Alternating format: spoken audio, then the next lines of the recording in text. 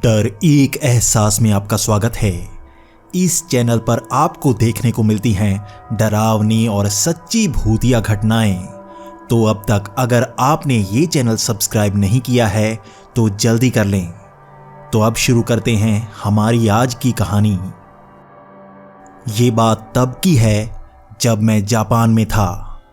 वैसे मेरी जॉब ही ऐसी है कि मुझे दुनिया के अलग अलग देशों में घूमना पड़ता है, लेकिन ये बात तब की है जब मैं जापान में अपना काम कर रहा था। मेरी जॉब एक छोटे से शहर में लगी थी। इस छोटे से शहर में मुझे लगभग 1 साल बिताना था और यहाँ से प्रमोशन होकर मुझे यूनाइटेड स्टेट्स में काम मिलता। मेरी प्रमोशन भी हो जाती और इसी के साथ मेरे पैसे भी बढ़ जाते। तो मैंने ये जापान का काम एक्सेप्ट किया था। मुझे यहाँ पर कई बिजनेसमैन से मिलना पड़ता था और मुझे अपना प्रोडक्ट उन्हें समझाना पड़ता था। इसी कारण मुझे कभी कभी बहुत रात हो जाती थी। वैसे जापान में एक बात बहुत अच्छी है कि आप किसी छोटे शहर से लेकर बड़े शहर तक रात और दिन कभी भी जा सकते हैं। यहाँ पर टैक्सी और ट्रेन का बहुत ही अच्छा प्रबंध है। यहाँ की ट्रेन बहुत ही तेज चलती हैं, इसी के साथ ट्रेन बहुत ही जल्दी जल्दी आती हैं। मैं ज़्यादातर ट्रेन में ही सफ़र किया करता था। मुझे वैसे जापान के बारे में ज़्यादा पता नहीं था, लेकिन यहाँ पर मेरे कुछ दोस्त बन गए थे। तब मैं एक छोटे से शहर में था।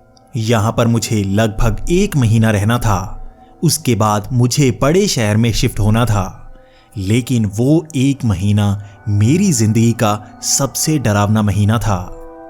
वैसे तो ये शहर बहुत ही शांत रहता है, लेकिन एक घटना ने सबको डरा कर रख दिया था। 2 दिन पहले ही यहाँ पर 2 लड़कों की लाशें मिली थी। पुलिस वाले हर तरफ चेक कर रहे थे कि ये किसने किया है, लेकिन यहाँ पर लोग बहुत ज्यादा डर रहे थे क्योंकि ये लाशें आधी कटी हुई थी। कई लोगों का कहना था कि ये लड़के ट्रेन के नीचे आ गए होंगे, लेकिन बाकी लोग ये कह रहे थे कि इसे किसी और ने मारा है। मैं उनसे पूछता कि कौन हो सकता है, तो वो कहते उसका नाम नहीं लेते। मैं जानना चाहता था कि उन्हें किसने मारा हो सकता है, और अगर उन्हें पता है तो वो पुलिस को क्यों नहीं बताते। वो भी कहते कि पुलिस को सब पता है, पुलिस भी इस बारे में बात नहीं करती। मैं भी इस बारे में ज्यादा लोगों से नहीं पूछता, लेकिन मेरे मन में ख्याल था कि अगर उन्हें पता है तो उन्हें बताना चाहिए। मुझे अब डर लगने लगा था क्योंकि मैं भी सफर ट्रेन से ही तो करता था। अगर उन्हें किसी ने मारा है तो मुझे भी खतरा हो सकता है। मैंने उनसे कई बार पूछने की कोशिश की, लेकिन कोई इसके बारे में बात ही नहीं करता। लेकिन एक बार जब मैं एक बड़े बिजनेसमैन के पास था, तब मैं वैसे ही उनसे ये बातें करने लगा। वहां पर बाकी बिजनेसमैन तो डर रहे थे, लेकिन उस कंपनी का ओनर मुझसे बात कर रहा था। वो कह रहा था कि यहाँ पर अर्बन लेजेंड माने जाते हैं, यानी कि पुराने झूठों को लोग सच मानने लगते हैं। ऐसे ही यहाँ पर एक झूठ फैलाया जाता है, वो है टेके टेके। टेके टेके एक लड़की को कहा जाता है जो बहुत साल पहले ट्रेन के नीचे आकर कट गई थी। लोगों का मानना है कि वो एक चुड़ैल या डायन थी, या उसके पास किसी तरह की शक्तियां थीं। वो आधी कट तो गई, लेकिन फिर भी जिंदा रही। वो शैतानी शक्तियों के कारण जिंदा थी।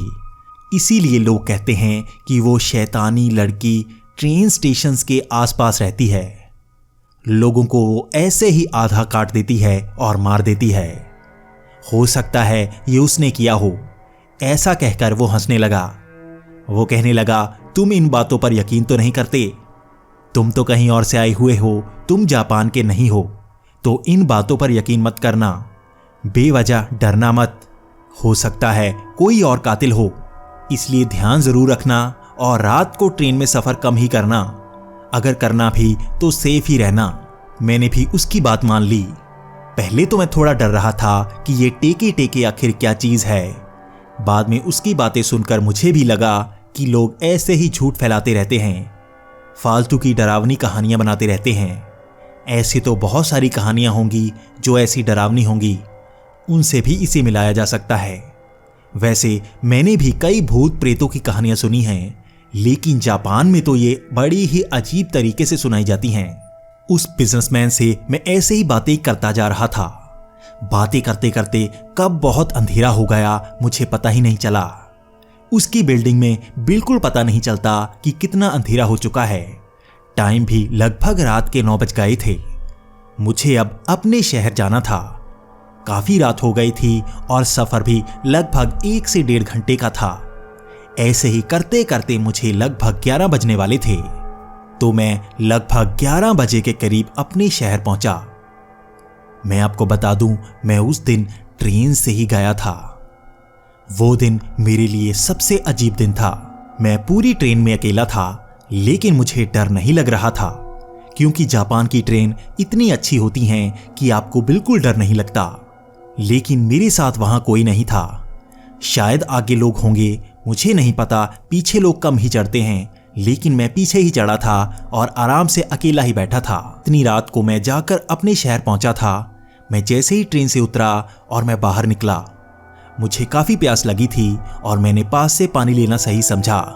मैंने आसपास देखा, वहां कहीं भी मुझे पानी नहीं मिल रहा था। मेरी समझ नहीं आ रही थी कि मुझे पानी क्यों नहीं मिल रहा। वैसे जापान में सिस्टम बहुत ही अच्छा है, हर जगह आपको हर चीज मिल जाती है, लेकिन मुझे पानी नहीं मिल रहा था। मैं पानी पीना चाहता था, इसलिए मैं स्टेशन में इधर उधर घूम रहा था। तभी मैं एक अंधेरे वाली साइड गया। ये बाहर जाने का दूसरा एग्जिट था। पहले एग्जिट में बहुत सारी लाइट्स जगी हुई हैं, लेकिन इस एग्जिट में बहुत ही कम लाइट्स थी। मैं जैसे ही उससे बाहर जाने लगा, मुझे अंधेरे में कुछ नजर नहीं आ रहा था। मुझे आगे लाइट नजर आ रही थी, लेकिन जैसे ही मेरी नजर एक साइड पर पड़ी तो वहां पर एक लड़की नीचे को मुंह करके रो रही थी। वो एक टेबल पर बैठी हुई थी। मैं भी सोच रहा था वो लड़की इतने अंधेरे में क्यों रो रही है। मैं वैसे उससे बात नहीं करना चाहता था, क्योंकि यहां पर ऐसे कोई अनजान लोगों से बात नहीं करते। तो मैं उसके पास से तो गुजरा, लेकिन मैंने उससे बात नहीं की। मैं जैसे ही उससे थोड़ा आगे निकला, उसने मुझे पीछे से आवाज लगाई। उसने जापानीज भाषा में कुछ कहा। मुझे तो नहीं पता लगा कि उसने क्या कहा, लेकिन हो सकता है उसने मुझसे ही कुछ कहा हो। मैंने पीछे मुंह नहीं किया और मैं 2 कदम आगे चला। अब उसने ऊंची चीख मारकर मुझे बुलाया। उसने इंग्लिश में कहा हेलो, तो मैं पीछे मुड़कर देखने लगा।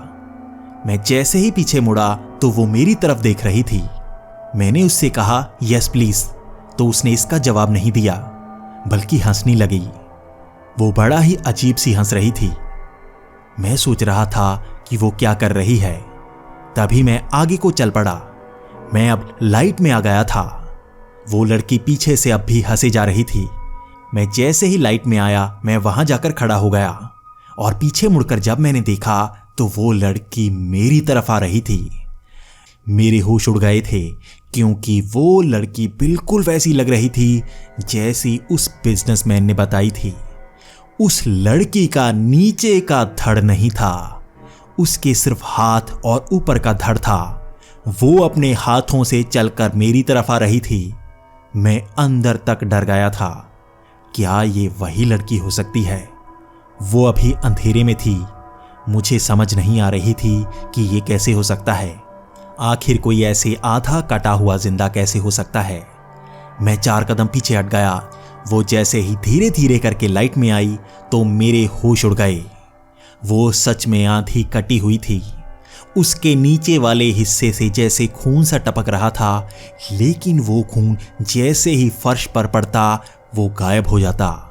यानी उसके खून के निशान भी किसी को नहीं मिलते होंगे। ऊपर से उसका चेहरा इतना डरावना था कि मैं अंदर तक डर गया। वो मेरी तरफ अब भाग कर आ रही थी। वो हाथों के बल मेरी तरफ भागती आ रही थी। उसके हाथ में एक तेज धार हथियार था। मैं डर गया था। मुझे याद आ रहा था वो 2 लड़के कैसे मरे होंगे। मैं सोच रहा था कि लोग इसके बारे में बात नहीं करते। क्यों वो इसके बारे में बात नहीं करते, मुझे आज समझ आ रही थी। हो सकता है ये कोई डरावनी डायन हो।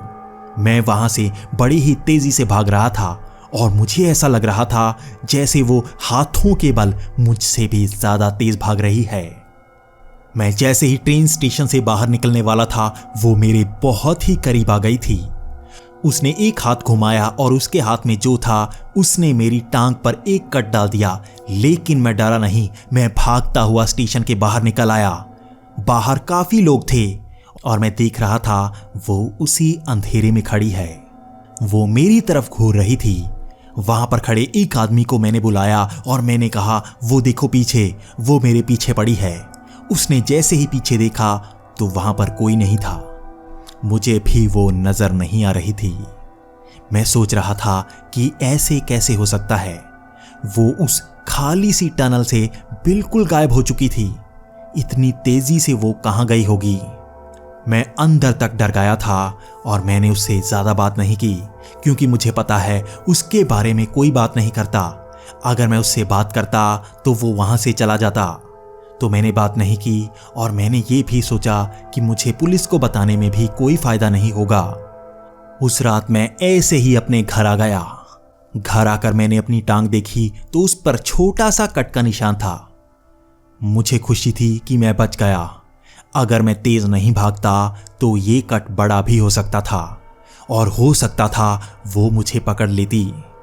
मेरे दिमाग में बुरे बुरे ख्याल आ रहे थे, लेकिन इस कट पर मैंने एक बैंडेज लगाई और सोचा कि कल जाकर डॉक्टर को दिखाऊंगा। मुझे इंजेक्शन लगाना होगा, हो सकता है मुझे इन्फेक्शन ना हो जाए। यही सोचकर मैं अपने बेड पर लेटा था। मैं एक फ्लैट में रहता था और मेरी मंजिल सबसे ऊपर वाली थी। यहां से बाहर दिखता था और ये 5 मंजिला इमारत थी। मैं अपने बेड पर लेटा इसी बारे में सोच रहा था कि मेरा क्या होने वाला था। मैं ऐसे ही सोच रहा था, तभी मुझे एक भ्रम सा हुआ। मुझे लगा जैसे मुझे खिड़की पर कोई नजर आया हो। जैसे ही मैंने खिड़की की तरफ देखा, वहां पर कोई नहीं था। यह ऐसा था जैसे कोई परछाई नजर आई हो। मैंने जैसे ही खिड़की के बाहर जाकर देखा तो मुझे कोई नजर नहीं आया। मैं ऐसे ही दोबारा बेड पर लाकर लेट गया। थोड़ी देर बाद मुझे वैसा ही भ्रम दोबारा हुआ। अब मुझे यकीन था कि बार बार मुझे ऐसा भ्रम नहीं हो सकता। जरूर ही खिड़की पर कोई तो है। मैं सोच रहा था 5वीं मंजिल पर कौन आ सकता है, और वो भी खिड़की पर। यहां पर तो चढ़ने की भी कोई कोशिश नहीं कर सकता था। लेकिन मेरे दिमाग में ख्याल आया कि हो सकता है कि छत से कोई आया हो। कोई सीढ़ियों से छत पर गया और ऊपर से यहां पर आया हो। मैंने अपना एक छोटा सा चाकू निकाला और खिड़की की तरफ जाने लगा। मुझे डर था ये कोई भी हो सकता है, ये कोई चोर भी हो सकता है। वैसे भी आज ट्रेन स्टेशन पर मैं बहुत ज़्यादा डर गया था, इसलिए अब भी मैं बहुत ज़्यादा डरा हुआ था। धीरे धीरे जाकर मैं खिड़की की तरफ गया। पहले तो मैंने सिर्फ खिड़की के सामने ही देखा था। अब मैं सोच रहा था कि खिड़की की एक साइड पर भी देखूं। मैं जैसे ही बाहर गया, बाहर कोई नहीं था। जैसे ही मैंने खिड़की हटाई, वहां पर भी कोई नहीं था। लेकिन जैसे ही मेरा ध्यान बिल्कुल साइड पर पड़ा तो मेरे होश उड़ गए। वहां पर वो ही आधा कटी हुई लड़की दीवार पर रेंग रही थी। वो तो जैसे दीवार पर चल रही थी। मैं उसकी तरफ देखकर बहुत ज्यादा डर गया था। मुझे उसके शब्द पूरी तरह याद हैं जो उसने तब कहे। उसने कुछ जापानी भाषा में कहा था। मुझे वो जापानी भाषा समझ तो नहीं लगी, लेकिन वो शब्द जैसे मेरे दिमाग में छप गए। मैं इतना ज्यादा डरा हुआ था कि इसी कारण वो शब्द मुझे याद रहे। मैं भागता हुआ अंदर आया और मैंने खिड़की की कुंडी लगा ली। मैं अपने बेड पर डरा हुआ बैठा हुआ था। मैं सोच रहा था कि कहीं वो घर के अंदर तो नहीं आ जाएगी। मैं बहुत ज्यादा डरा हुआ था। ये ही सोचते सोचते वो पूरी रात निकली, लेकिन वो अंदर नहीं आई। मैं अब भी उन शब्दों का मतलब जानना चाहता था। मैं उस दिन किसी से मिलने नहीं गया। मैं डरा हुआ था, तो मैंने अपने नीचे वाले फ्लोर वाले से बात की। मैंने उसको सब कुछ बता दिया। मैंने उससे कहा कि तुम भले ही उसका नाम नहीं लेना चाहते, लेकिन मुझे कुछ तो बताओ। कल से मैं बहुत ज्यादा डरा हुआ हूं। तो उसने कहा कि जिन शब्दों के बारे में तुम कह रहे हो, उसका मतलब है कि तुमने जवाब क्यों नहीं दिया। मैं कह रहा था कि इसका मतलब क्या है, मैंने कब उसका जवाब नहीं दिया। तो उसने कहा, टेके टेके एक चुड़ैल की तरह है जिसने खुद को ही काट लिया था। वो शापित शक्तियां पाना चाहती थी और वो ऐसे ही ट्रेन स्टेशन पर लोगों को काटती रहती है। वो एक सवाल पूछती है, अगर उसे उसका जवाब सही नहीं मिलता तो वो उन लोगों को काट देती है। उसने जरूर ही तुमसे भी कोई सवाल पूछा होगा और तुमने जवाब नहीं दिया। तब मेरे दिमाग में ख्याल आया कि उस दिन उसने कुछ कहा तो था। मैंने उसका जवाब नहीं दिया था क्योंकि मुझे जापानी भाषा नहीं आती। तो मैंने उससे कहा कि उसने कुछ तो कहा था। तब उसने कहा, याद करने की कोशिश करो, उसमें ही तुम्हें जवाब मिलेगा। मैं सोचता जा रहा था कि उसने क्या कहा था। मुझे थोड़ा थोड़ा याद आ रहा था। मैंने टूटे फूटे शब्दों में ही कहा कि उस दिन उसने ये कहा था। उसके बाद उसने हेलो कहा था, जिसका जवाब मैंने दिया था। तो उसने कहा कि इन शब्दों का मतलब तो कुछ अजीब ही होता है। उसने काफी देर सोचा और टूटे फूटे शब्दों का एक मतलब बनाया। उसने कहा कि टेके टेके ने तुम्हें कहा होगा कि मुझे घर ले जाओ। जरूर ही उसने यही कहा होगा। यही ऐसे टूटे फूटे शब्दों का मतलब बनता है। तो मैंने कहा, अगर उसने ये कहा होगा तो मैं उसे जवाब भी कैसे देता? मुझे तो जापानी भाषा नहीं आती। तो उसने कहा कि वो दुष्ट लोगों को मारती है। वो ऐसा सवाल पूछती है कि उस बंदे का चरित्र पता लग जाता है, तब वो उस बंदे को मार देती है। अगर इसका जवाब गलत होता है तो वो उसे मार देती है, और अगर उसे सही जवाब मिलता है तो वो उसे कुछ नहीं करती। तुमने तो कोई जवाब ही नहीं दिया, इसलिए वो गलत शब्द समझकर तुम्हारे पीछे आई होगी। तो मैंने उससे कहा कि अगर दोबारा ऐसा कुछ हो गया तो मुझे क्या कहना चाहिए? तो उसने कहा, अगर वो तुम्हें बार बार नजर आ रही है तो पक्का ही वो तुम्हारे आसपास ही है। तुम्हें ये जापानी के शब्द बोलने होंगे कि नहीं, मैं तुम्हें घर नहीं ले जाऊंगा। बस ये शब्द उसे सुना दो, उसके बाद वो चली जाएगी। वैसे भी तुम अच्छे लड़के हो, तुम ऐसे वैसे नहीं हो। उसे तुम्हें नुकसान नहीं पहुंचाना चाहिए। बस तुम्हें जापानी भाषा नहीं आती, इसलिए वो तुम्हारे पीछे पड़ी है। उसने मुझे जापानी भाषा में वो बता दिया। मैं उसे रट्टा मारने लगा। मैं उसे भूलना नहीं चाहता था। इतना कहकर मैं अपने कमरे में आ गया। वो पूरा दिन मैं वैसे भी डर रहा था। मैं सोच रहा था कि यहां पर मैं क्या करूंगा। अगर मैं दोबारा स्टेशन गया तो वो मेरे पीछे पड़ सकती है। ऐसे ही करते करते रात हो गई थी। रात को फिर से मुझे भ्रम होने लगा। मैं अब डर रहा था। मुझे लग रहा था मुझे ये घर छोड़कर ही जाना होगा। ये तो जैसे मेरे पीछे पड़ गई है। मुझे लगा कि ये जवाब देकर भी अगर मैं नहीं बचा तो, लेकिन मुझे एक ट्राई तो करनी होगी। वैसे भी उसने कहा था कि वो ट्रेन स्टेशन पर ही नुकसान पहुंचाती है। उसने कभी बाहर किसी को नुकसान नहीं पहुंचाया। वो सबको नजर तो आती है लेकिन किसी को नुकसान नहीं पहुंचाती। उसकी शक्तियां शायद रेलवे स्टेशन तक ही सीमित हैं। ये सोचकर मैंने अपना चाकू निकाला और मैं खिड़की की तरफ गया। खिड़की खोली तो मुझे साइड पर वही टेके टेके नजर आ रही थी। वो काफी दूर थी। मैंने ऊंची आवाज में वही शब्द बोले जो उसने मुझे बताए थे। इसका मतलब था कि मैं तुम्हें घर नहीं लेके आऊंगा। मैं बार बार ऊंची आवाज में ये बोल रहा था। मैं ऐसे ही बोलता जा रहा था, तभी उसने भी ऊंची सी चीख मारी और कुछ बोला।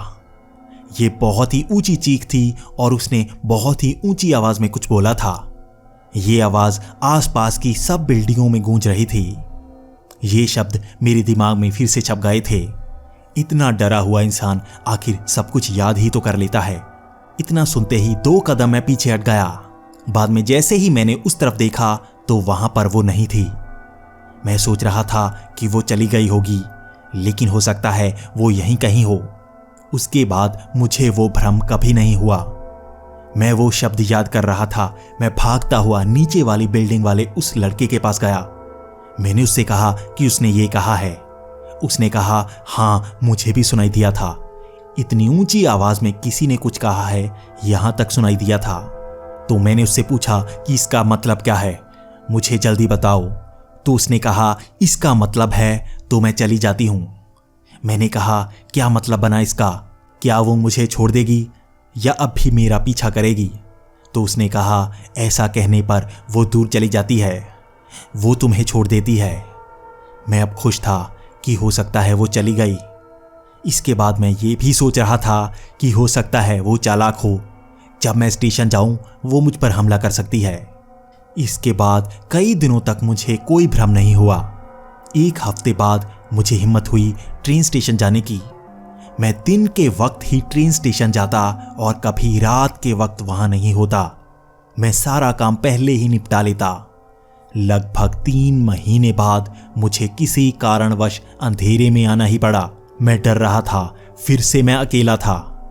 मुझे अंदर तक डर लग रहा था कि क्या अब मैं जिंदा बच पाऊंगा। मैं सोच रहा था यहां से बचकर मैं कैसे जाऊंगा। ये वही स्टेशन था। मुझे लगभग 3 महीने यहां रहना पड़ा था। पहले तो मुझे सिर्फ 1 ही महीना रहना था, लेकिन उस घटना ने मुझे इतना डरा दिया था कि मुझसे काम सही से हो ही नहीं पा रहा था। इसी कारण मुझे 3 महीने तक यहां रुकना पड़ा था।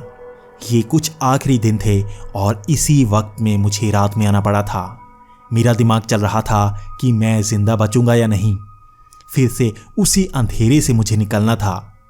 मैं वहां से निकल रहा था तो अंधेरे में मुझे दूर लड़की बैठी दिखी। मैं आगे नहीं जाना चाहता था तो मैं 4 कदम पीछे हो गया। मैं सोच रहा था कि मैं अंदर ही बैठा रहूंगा, लेकिन अंधेरे में नहीं जाऊंगा। अगर मुझे कोई दिखा तो उसके साथ जाऊंगा, लेकिन मैं अंधेरे में अकेला नहीं जाने वाला। उसने दूर से ही एक आवाज लगाई। वो आवाज मेरे कानों में जैसे छप सी गई। उसके बाद वो मुझे नजर नहीं आई। तभी मैं भागकर दूसरी तरफ से गया। मैं सोच रहा था कि उसने क्या कहा होगा। वहां स्टेशन से मैं सही सलामत बाहर निकला। मैं तभी टैक्सी लेकर घर की तरफ गया। मैं जल्दबाजी में जाना चाहता था। मैं वो शब्द भूलना नहीं चाहता था। तो मैं अपनी बिल्डिंग में गया और उसी लड़के के पास जाकर मैंने पूछा कि इसका मतलब क्या है। मुझे वो अंधेरे में दिखी थी, इसका मतलब क्या है? तो उसने कहा कि इसका मतलब है जाओ। मैं सोच रहा था कि आगे भी वो मुझे नुकसान पहुंचा सकती है। तो उसने कहा तुम आज अंधेरे में स्टेशन में थे, उसने तब भी तुम्हें नुकसान नहीं पहुंचाया। वो ट्रेन में सिर्फ अंधेरे में तो नजर आती है, लेकिन अगर वो किसी को मारना चाहती है तो कहीं भी मार देती है। तुम वहां से जिंदा बचकर आए हो, इसलिए अब डरने की जरूरत नहीं। यहां पर यही बताया जाता है, अगर वो तुम्हें छोड़ देती है तो वो उसके बाद तुम्हें कभी परेशान नहीं करती। इसके बाद मैंने जापान से ही काम छोड़ दिया। मैं वापस आ गया। मुझे बहुत ज़्यादा डर लग रहा था। इसके बाद भी दोबारा मुझे जापान 2 साल बाद जाना पड़ा। अब मेरा डर थोड़ा कम हो गया था। वैसे भी मैं अकेला नहीं था। इसके बाद कई बार मुझे अकेले भी स्टेशन पर जाना पड़ा, लेकिन मुझे कभी टेके टेके का सामना नहीं करना पड़ा। शायद मैं बच गया था। इसके बाद मुझे कभी वो आधी कटी चुड़ैल नजर नहीं आई।